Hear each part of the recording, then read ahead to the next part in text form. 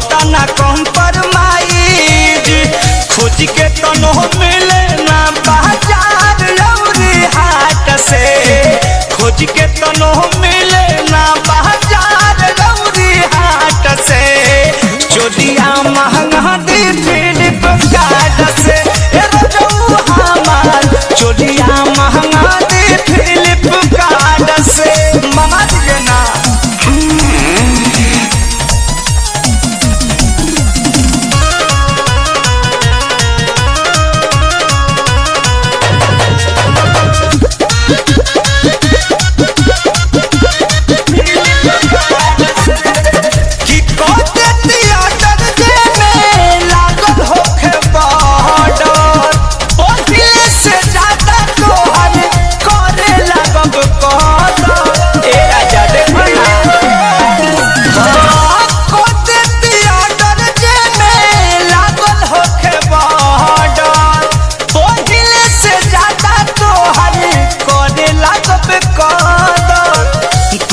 जोड़ा चाही हमके पहिलाई है बात के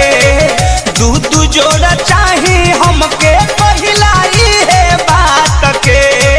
चोलिया महंगा दी फ्लिपकार्ट से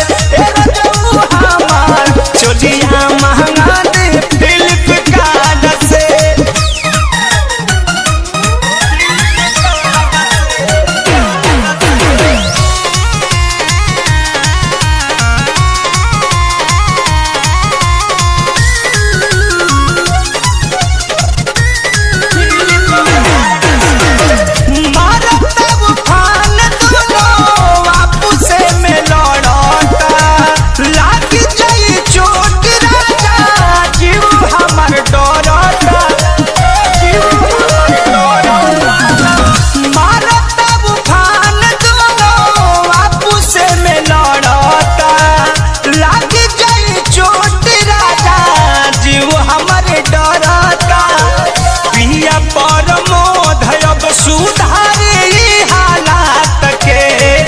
मधुकर प्रियांशु अब सुधारी हालात के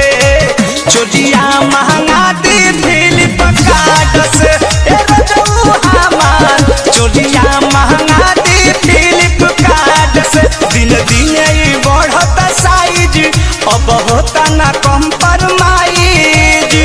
खोज के तनो मिले ना बाजार लौरी हाट से खोज के तनो मिले ना बाजार लौरी हाट से चोलिया महंगा दी फ्लिपकार्ट से हमार चोलिया महंगा